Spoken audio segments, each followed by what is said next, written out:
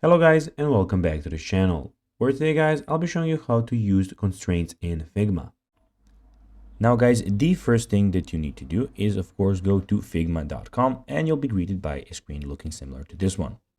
Now guys, when you're here you just need to go and log into your profile.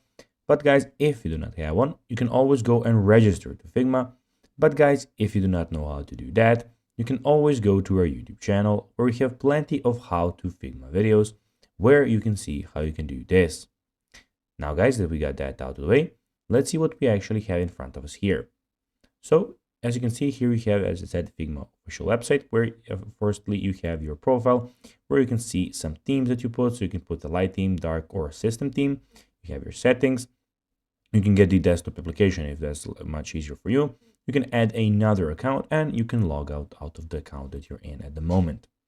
Here you can search for anything basically that you want to search for. So for types, by anything, basically what you want to search for.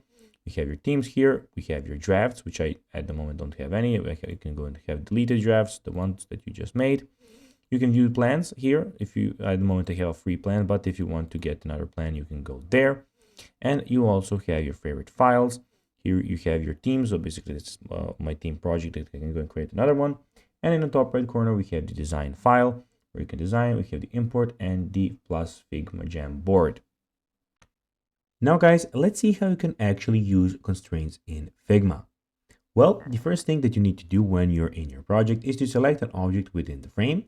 Then on the right click menu, go to properties.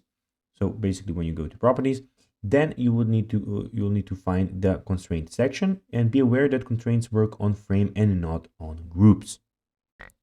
And guys, that will be everything for this video. I hope that you found this video informative. If you did that, guys, don't forget to like this video, share it, subscribe to the channel, put the notifications on. And guys, as always, I'll be seeing you in the next video.